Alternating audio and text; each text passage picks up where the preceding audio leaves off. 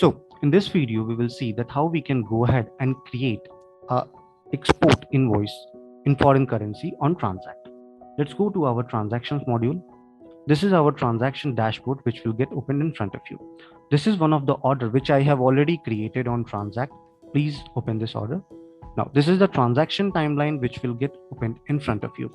On your right hand side, you will get an option of create document. Click on this. Here you will get an option of tax invoice. Please click on tax invoice option. Now, in tax invoice, as you can see, this is our invoice format which will get opened in front of you. So in the invoice number, the buyer details, the delivery location, all will be fetched from your buyer and supplier and also from the order confirmation history.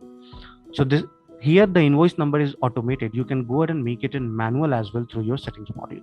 Now here comes in the right hand side very top corner, there are two options through which you can create this invoice: export under bond LUT or export with IGST. You can choose it according to your requirement. Now going below, I will select the payment date from here. So payment date will be 31st. You can put the delivery note, kind attention, and port of loading and remaining details here. Now going below, you can see that this is the amount which will get reflected here and the delivery date. You need to go ahead and, if you wish to go ahead and add a non-taxable extra charge, you can very well go ahead and put that here. Now I will get two options: save as draft and save and send. Please click on save and send in order to save and send this document. Now once I will click on save and send, this invoice is created. Now coming to the next part, how you can go ahead and convert this invoice to INR in order to display it in your payments module. So on your right hand side, you will see an option of other actions. Please click on this. Here you will see an option of prepare INR invoice. Please click on this prepare INR invoice. Now once you will click on this prepare INR invoice, it will ask you for the conversion rate and all. What is the currency rate currently going on? You can put it here.